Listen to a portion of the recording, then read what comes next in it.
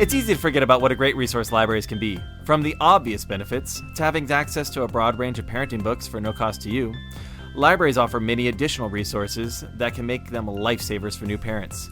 Today we're talking about how libraries can be a great resource for new families. This is Bill Sanwald, manager of the Sanford Children's Library within the San Diego Central Library, and this is Parent Savers, episode 80.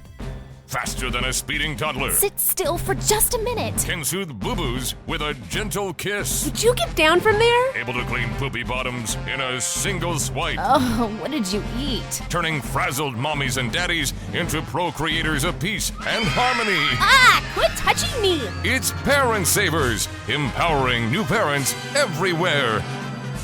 Welcome everybody to another episode of Parent Savers. We're broadcasting from the Birth Education Center of San Diego. Parent Savers is your weekly online, on-the-go support group for parents of newborns, infants, and toddlers. I'm your host, John O'Reilly. Thanks again to all of our loyal listeners for sticking with us and for listening to us each and every week. And thanks also to everyone who has joined the Parent Savers Club. As you guys know, you get access to bonus content after each new show, plus special giveaways and discounts. And we recently unlocked all the archives to all of our episodes, so if you ever want to dig back and go listen to any of the shows that we've done in the past year and a half, make sure to check those out. And if you like them, definitely send them on to your friends. You can subscribe to our monthly Parent Savers newsletter for a chance to win a membership to our club each month. Another way for you to stay connected is by downloading our free Parent Savers app, which is available in the Android and iTunes marketplace. So before we begin our conversation on libraries, let's go around the room and introduce ourselves so we know who we're listening to. We've got a full house with some panelists as well as Bill. As you guys know, I'm Johnner. I have 3 boys, a 6-year-old, a 4-year-old, and a 2-year-old, and we definitely do make use of the library system. I'd say thanks to my wife more than me, and maybe that's something we could talk about too, is the marketing of who it goes to. But Erin, why don't you reintroduce yourself to everybody? Well, hi, my name is Erin Esteves, a.k.a. OG Mamacita, and I have one boy. His name is Cash, and he'll be about 2 very shortly, and I am an excited fan of the library system. I love libraries. My name is Beston Barnett. I'm a furniture maker, and I guess the technical term is primary caregiver for a 9-year-old whose third parent has probably been Bill here at the library. He didn't even realize it, but my son and I have been there every week since he was born. So I have nothing but enthusiastic things to say about the experience. Awesome. My name's Heather. I'm 27, and I work in online education. I have one son, Lucas, who is almost 4 months old. Ooh, little boy. A little one, but we've still enjoyed the library even in that short time. And I'm Bill Sanwald. I am a librarian. Tomorrow I'll actually have 20 years with San Diego Public Library. I started when I was 17. I have 2 children. One is a son named Kaz. He is 6 years old. And then I have a daughter named Yoshi, who is 3. Nice. And I, of course, use the library since I'm there Every day. 40 plus hours a week. So. Every day for the past 20 years to... Yes. Nice.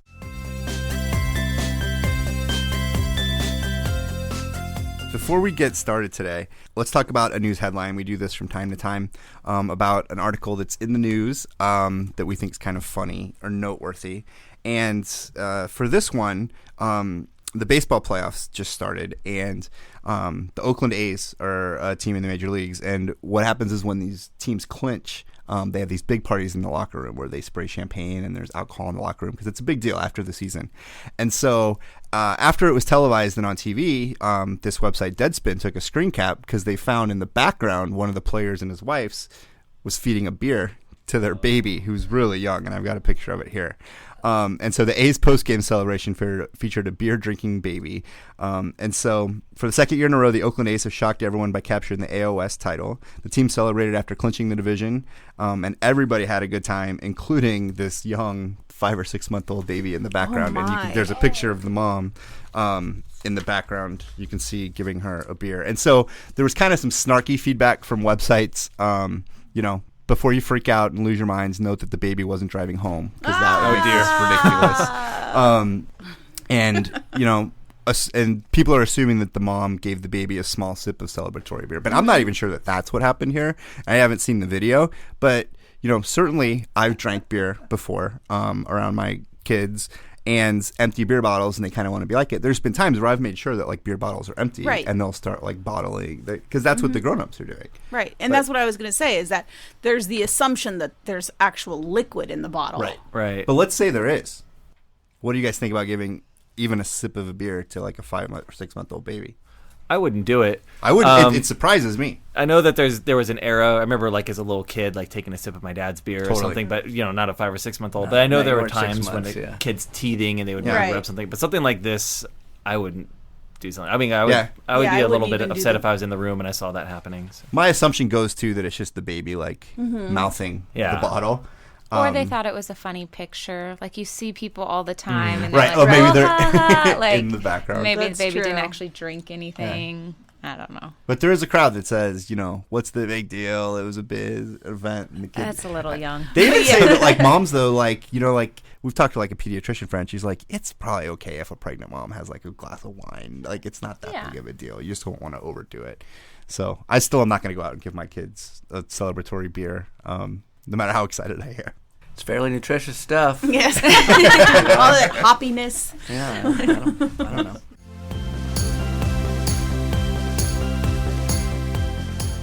Today's topic on Parent Savers is public libraries and how they can be a great resource for new parents. So thanks for joining us, Bill. No problem. Thanks for having me. So let's start off by talking about public libraries. How many public libraries are there in the country? Well, according to the American Library Association, there are nearly 120,000 public libraries throughout the United States. That's a ton. Yes. I mean, that's So no matter where you go, there's a place you can go for free that will welcome you. And we're even here in San Diego, and how many are here in San Diego? Within just the city library system, we have 36 libraries. The county has over 30, so I would say there's at least 75 public libraries. Yeah, and I mean, pretty much any part of town you go to, yes, and really anywhere around the country, there's going to be a public library. And I think that, maybe parents depending on budget cuts, of course. Well, that's right. I mean, that's, I guess, one of the things, that I found with our library is, the hours that it's open. Well, the good news is things seem to be on the upswing. So we're adding more hours. We didn't have Saturday hours for a while. We have those now. We're looking to hopefully expand those. A lot of the branches are now open on Sundays that weren't open Sundays before. So things are going back towards the direction of having more hours. Good. Nice. And so one of the things we want to talk about is, how can new parents really benefit from the library system? Well, one of the biggest things when it comes to with your kids and using libraries is just exposure to that whole environment is very important. Exposure to an environment where parents are reading, where you're around books, where you're around activities. So early literacy is one of the big focuses we've taken in the libraries, especially at our central library and our branches as well. So I think the biggest thing is, number one, get a library card. Make sure your library visits are a normal thing. Make it a weekly or biweekly thing, and just look and see what the library has. And if we don't offer something that you want, let us know. The more you get to know your library staff, the better we can help you guys out. And you guys really want to help people that are coming there. And that's the big thing right now. We're so busy with the new central library opening. Is I love talking to people and finding out what do you want, because we're in the midst of shaping our programs. So Heather and I were talking, for instance, and we were talking about the types of programs she would like since she has a very young baby. And we have some things like we have a baby science program happening a couple times a month. We're looking to get a baby yoga. So a lot of things happening that will be really in line with new parents. So there's activities, but I mean, to focus on, we'll get to the materials that in a second. But for the materials, it can even start before the baby's born. Right. Just reading to them, talking to them, singing. Those are all important things. And resource books too. Well, resources for parents. For myself, I live a block away from the Central Library's past location, so I was very spoiled in that sense. It's now 6 blocks away. Oh my God. Oh my God. No. but while I was pregnant, I was going like every other day, and I was coming home with stacks and stacks and stacks of books. Right. You can go to the baby store, and those books... Hundreds of dollars. Hundreds of dollars. Hundreds of dollars. And and that's a huge... I remember when my wife was pregnant with our first kid, is I would every day go grab another book, and you could see things like, this is how my child looks when they're 12 weeks old. And books, there was books for like dads, like, hey, you're gonna be a father. Here's how to like handle this new responsibility you have. And do most libraries have those? Oh, every library. Yeah, that's a big subject, and I believe 618 around there in our. For those of you that are it's the Dewey number. Yes. Nice. And then, in addition to that, then you said there's a big emphasis on stuff for young kids. Right. So we have a lot of programs, but a lot of materials too. So most libraries try to have, of course, board books, which are a big thing for kids. You just getting them used to like handling the books and realizing you turn the page and something happens. When they're really little, they're going to be probably just chewing on those books, which actually is still a part of the whole early literacy development. And then as they get older, they want to see It's the chewing on the books. Well, because they're getting used to handling them, Yes. and then they chewing on them, and then they start wanting to look at like pictures of other babies, and then they want to look at pictures of kids doing stuff, and it all kind of leads into realizing that hey, there's some purpose to these things other than putting them in my mouth. And So that brings up a question that always concerned me as a mom, because I would get books and I would take them home and immediately do a little like a cleaning of them with the wipes. How clean are the books in the library? It's a Mythbusters question, right? well, we do generally have staff and volunteers as the books come back. We look at them. We have volunteers that come in and will actually clean books for us. Okay. A lot of groups from schools and so forth. We will have carts of books. If I see a kid with a book in their mouth, I keep an eye on it and then immediately grab it and say this is going to the clean pile. But you are touching things that the public has touched, so it's not a bad idea to have something on hand. But one thing I've also learned from having my kids and at the beginning being really paranoid about germs is having a little exposure to stuff that's dirty is not gonna It won't kill him. It'll make him strong. It kind of does, yeah. With my son, I was worried about everything. With my daughter, I'm like, whatever. She'll survive. My favorite is there was a book I think I originally found at the library, although I was somewhat squeamish about actually using the library's copy. That my son loved at about this age, the like 6 months when they're finally starting to eat some things that aren't milk, was this book put out by General Mills. It's like this I've seen this. Cheerios picture book. So each page is a sort of, it's a little lamb or a farmer or whatever or something, and there's little spaces where you can put a Cheerio. Oh, you that's put cool. You put 5 Cheerios on the picture, and then you get to eat the Cheerios. And then you turn the page. It struck me as maybe not the best book for a library to have, but they did have it. Yeah. And I've seen that. Well, is there a vetting process we that the ate books that go one right through? up, let me tell you. Before we purchase them? Yeah. If it's something we're purchasing, we generally look at professional reviews. If it's something that's donated where it hasn't cost us anything, we'll look at it and say, is this something that people would enjoy? Is this appropriate for our collection? So a lot of times those are books that we get donated and we say, okay, we'll go ahead and add it. But I don't know if I've seen any big Publishers Weekly reviews of the Cheerios book. Well, Heather, what kind of stuff do you do at the library when you do go? We've gone a couple times. We started pretty young. Gosh, he might have only been 6 or 7 weeks old. We started going at the Ocean Beach branch. They have a Mommy and Me yoga class. And we started going to that because I very quickly got cabin fever staying in the house with my little one. So we went to that. We've been going weekly. It's a great chance to get out. And, we live in Mira Mesa, so it's not around the corner, but a chance to get out and see a different part of the county and, get to go to the beach. And the teacher's awesome. She does one class for infants. I think it's up to a year. And then the next class immediately following is for toddlers. And sometimes we end up just staying for both. But Nice. we've Well, gone and so to that's that. free to you, right? Completely free, yep. And it's a half hour of yoga every week that I don't pay for. Yeah. Which my husband's happy about. And then we've also gone to, at the Scripps Ranch branch, they do like a sing and story time. Right. Right. We've gone to that. That's on Wednesdays, I think. That's completely free again. And even, doing it there with a group of people is awesome. But even like afterwards, I've continued some of the songs where there's like movements and stuff. We still do those like every night, because it makes him smile and he knows the song. And like you can tell he's starting to kind of remember and like laugh about it. But yeah, it's great. I've met other parents and other moms and their babies and that's right. made friends through it. Right. How is that stuff free, Bill? Well, we have every library has, funding for programs and so forth. Right. A lot of the libraries, they get their funds through, like our Friends of the Library groups help us a lot. So they'll have book sales and other fundraisers.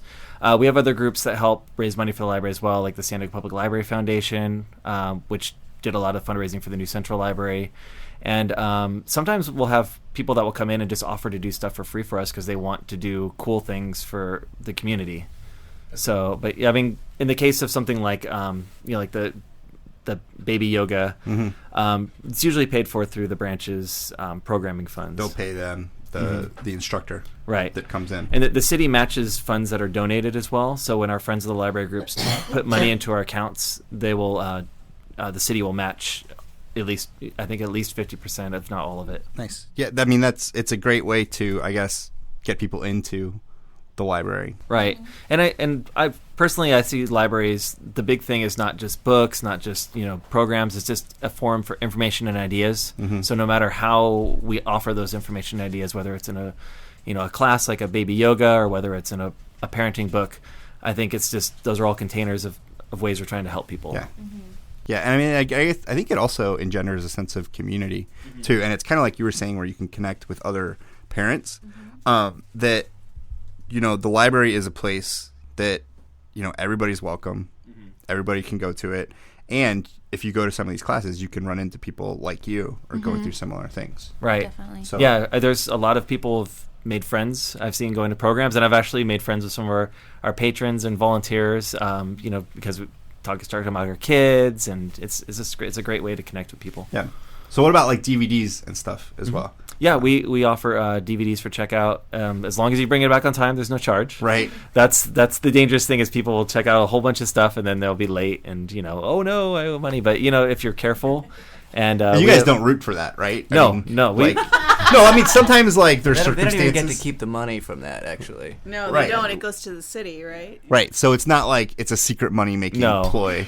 No, in fact, most librarians aren't happy when we tell people, hey, you have a fine, and it's not fun when people are arguing the fines, because we don't have a lot of freedom to necessarily waive those fines. And so it's nice. It seems like a lot of times the parents who come in are the ones who are really understanding. A lot of times they're almost like really sorry, like, oh my gosh, we kept these books a day late. Okay, it's like, well, okay, you owe a nickel, like Right. it's okay, so it's most people are really understanding. It's that small percentage that get really upset. Well, and on the note of DVDs, I would say I went and toured the new Central Library just this past week. Well, I shouldn't say toured. I gave myself a tour, but I was surprised by how many DVDs they had that were new movies. I mean, Nice. like in the last year.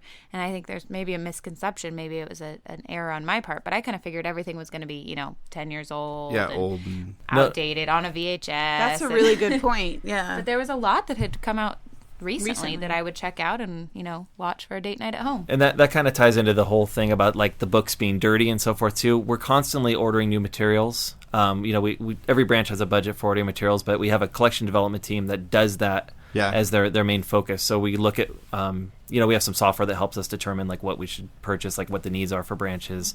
But we look at too, like, okay, these are old materials. We need to get rid of these and get some replacements because these are dirty or whatever. So, And like, is there some sort of like clearinghouse that libraries get good deals on this stuff, or are you? We do have a main, some main vendors we work with Yeah. who do provide a discount, and they also save money by processing materials for us and so forth as part of the Got it. contract. So, Let me ask you guys a question as parents that go to the library, because my wife and I get in kind of a disagreement about this. So she kind of doesn't have any limit as to how many books the kids should get. So sometimes she'll go up to the checkout with like 18 books for like our 3 kids, one of whom was like 1 year old that didn't even really need books because he just wanted to gnaw on them. What do you guys do when you guys go to the library? Do you guys set limits? How do you guys decide what the kids can get? I have a giant IKEA bag. And I just, There's your answer, Connor. I expect to load it up, and it's not mostly the kid. I mean, I'm kind of addicted to these giant, like, art coffee table books. Got it. I'll just like pull them off the shelf. And, So you like fill up the bag. I fill up That's the my bag. approach. It's like let the apple kid- picking, right? Let the kid just whatever. I mean, there's a limit to how many DVDs you can get. Yeah. But I guess there's a limit. If you get enough expensive books, there's like you hit a price limit too. But it's hard to hit it. Got You got it. to really like pile them on, to do I it. didn't know that one. See, my thinking is that if my kids are just going to leave these books sitting in their room for a week or two, I mean, if there's more books than they can even get to or think about, telling them, well, maybe we should leave them at the library so other people can have access to them. I mean, do you guys have any thoughts or? I could see well, that. I'll tell you a quick story about this one parent I got to know when I was working at the Mission Valley Library, and she had a child who liked to pull off a lot of books, but she didn't want to take so many books home. So we had this kind of agreement that the child could hand me the books and I would act like I was, because that was the big thing. He just wanted to keep handing me the books. And then she had two piles. She had the ones that they're actually taking home, which was a small pile, and then the ones that they weren't. And he just wanted to hand me them. So maybe come up with some trick to make. So you would take them and then give them to her, and she'd put them in the right pile. Yes. And then she might leave a pile behind, and he wouldn't know because there are so many books. Yeah. That's smart. Nice. Do you guys go to the library? We haven't had to limit. I mean, I only have a 4-month-old, so Yeah. he's not really all that interested. But in general, I remember even back to going to the library when I was a kid, and it was always kind of a talk about, like, what are you really going to read? It kind of depends how often you're going. If you are going, like you said, a couple times a week, what are you going to read by the time we come back? I mean, if we're not going to be back for 3 weeks till it's due, okay, then, get a few more. But if we're going to be back here in a couple days, you don't need that many books. All right, well, let's take a quick break here. When we come back, we'll talk a little more about how you are reaching new parents that maybe hadn't thought about the library to get them to come in and some other stuff. All right, we'll be right back.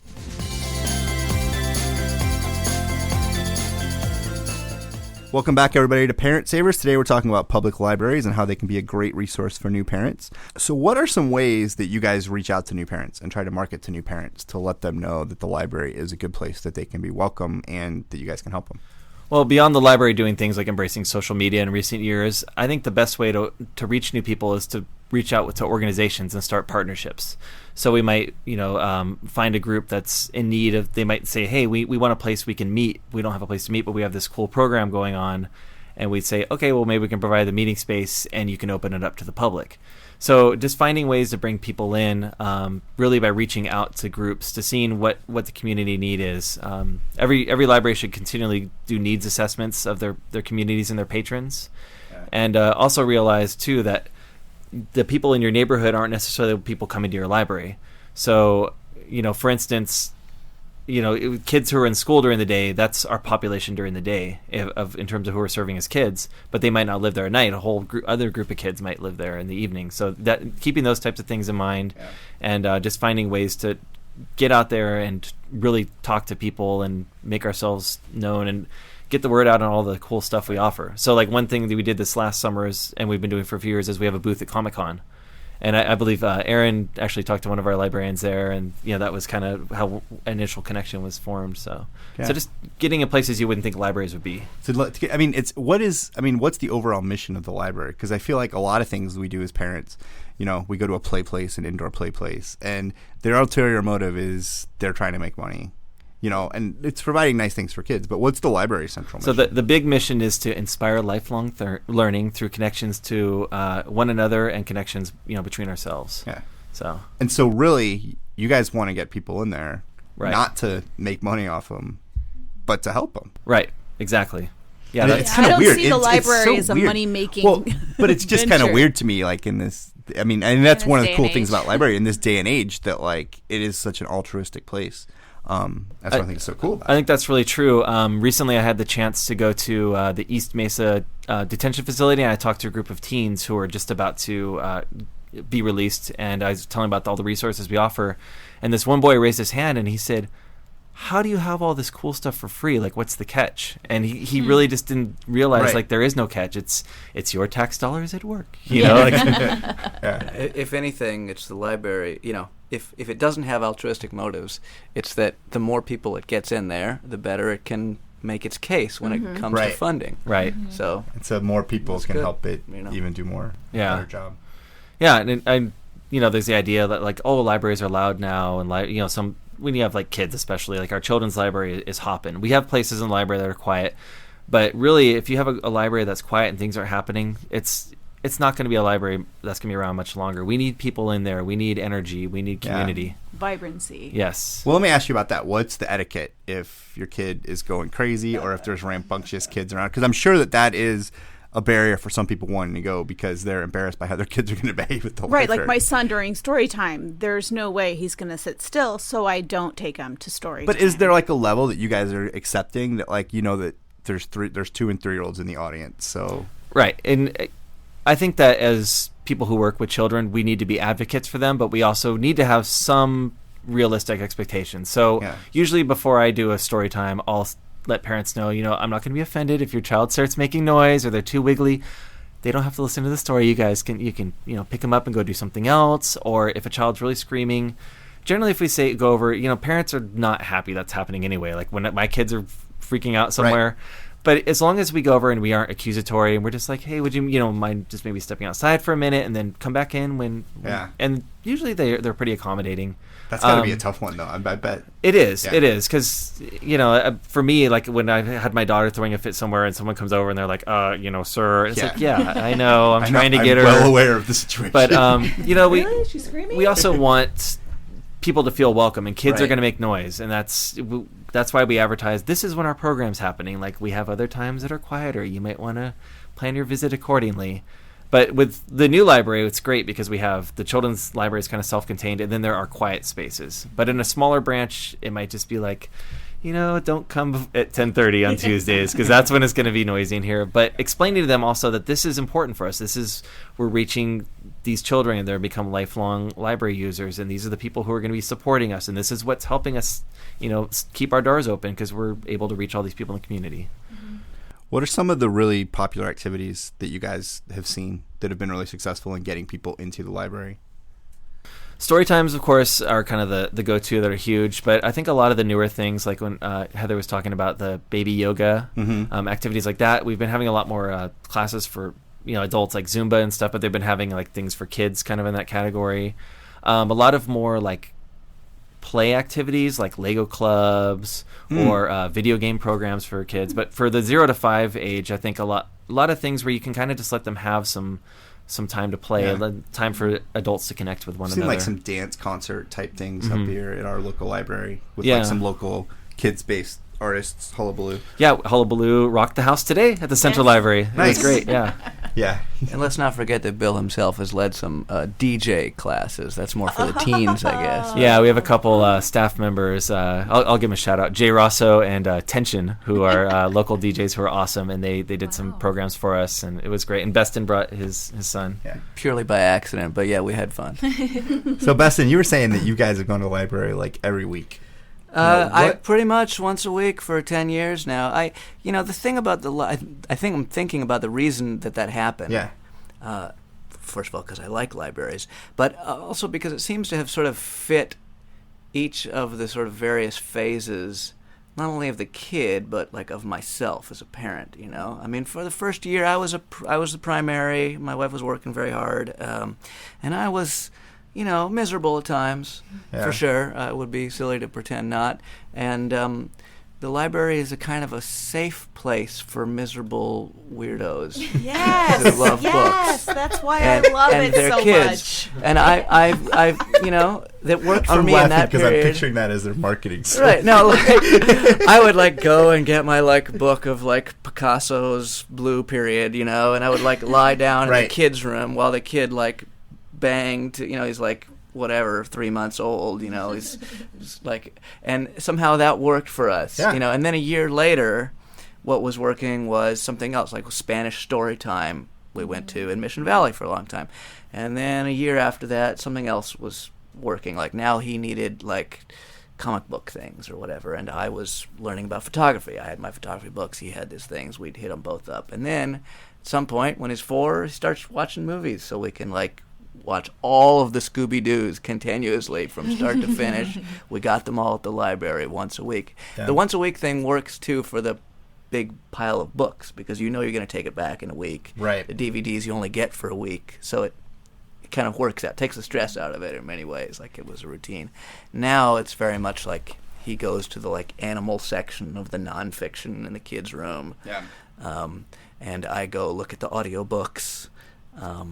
And it seems to kind of the library is always just kind of one step ahead of us in terms of where we were going to be in our next little phase. And that's been wonderful. Nice. I know for us that my husband really likes the new location because Cash is to the point to where he can walk longer distances. And I said it's about 6 blocks. Mm-hmm. So Matt really likes to take Cash there in the afternoons and they'll walk to the library, go hang out in the library for a little bit, and then turn right and go to the Petco Park, and then play in the park for a few minutes. And so by the time he gets home, the kid is wiped. Right. Some of the best things you can just ask for as a primary caregiver, whether or not you're a weirdo or not, is an activity, right? Something to do. And it's the library is a great thing. It's the run up to getting there, being there, coming home, and then even coming home with the stuff that you brought home. So It's like shopping without spending money.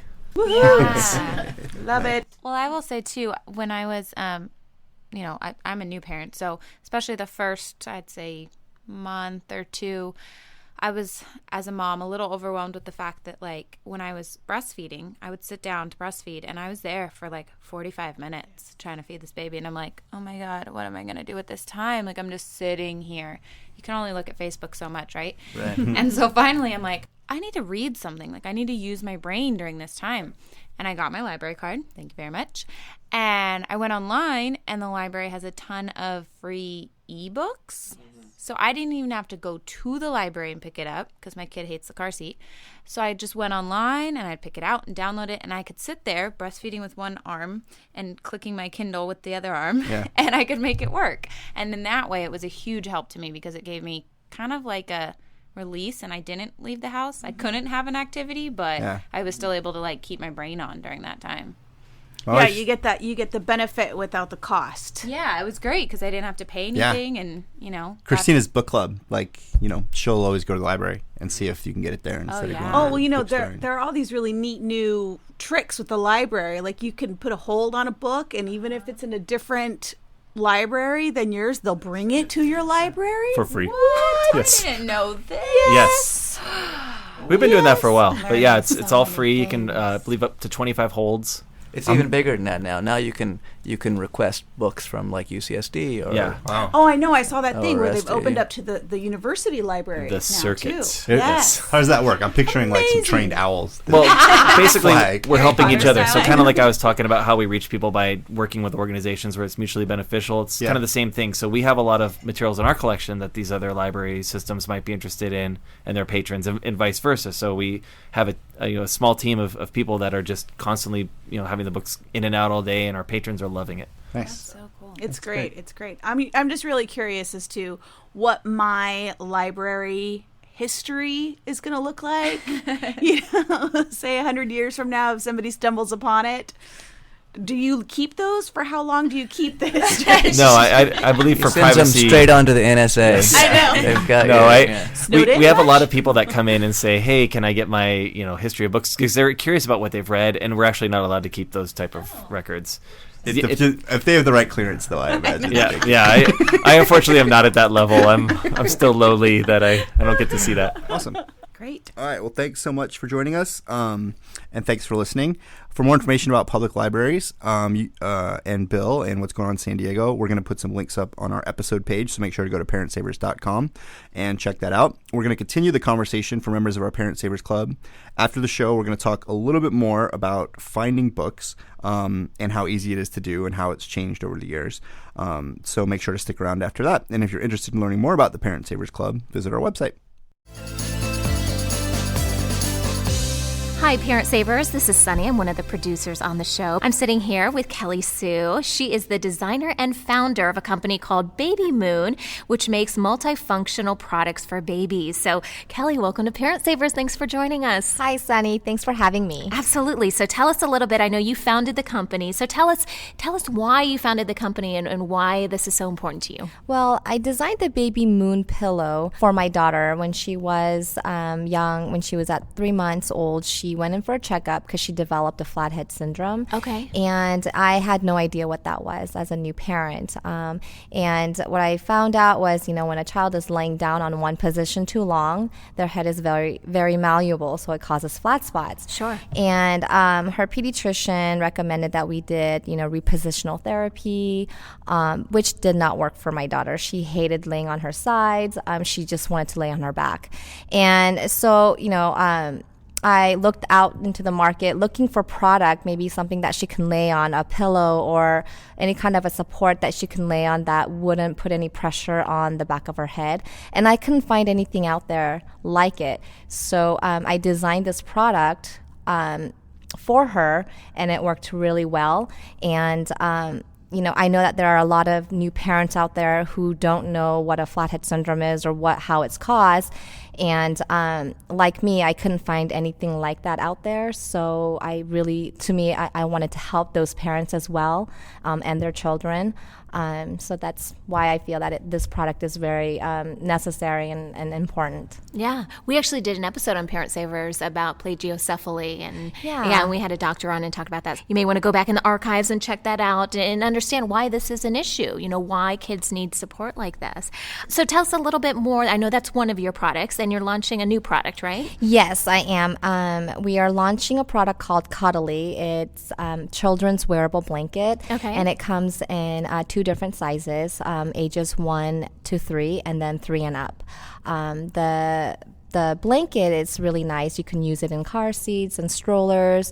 I found that, with my daughter, she hated wearing coats or blankets over her when she's strapped in. She gets too hot. She wants to take off her coat. You're driving. You can't pull over. And you throw on a blanket over them, but the blanket slips off. It wasn't Right. very useful. So I designed a blanket that actually has sleeves, and it stays intact so that she can wear it while she's strapped in, and her arms are still mobile, so she can play with her iPad or have her snacks, or still move around without feeling like she's just kind of strapped in and bundled up with her blanket. Yeah. Overall, what are you hoping to accomplish with your company? Like, what's the goal? How do you want to help parents? Well, I really want to design products that are innovative, products that are multifunctional, so that you buy a product, it's not just for one use, but for multiple uses.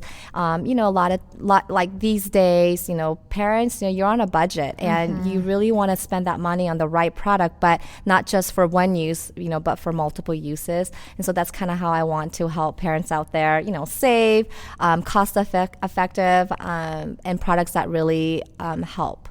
And how can people purchase your products? They can purchase it on our website. That's shopbabymoon.com.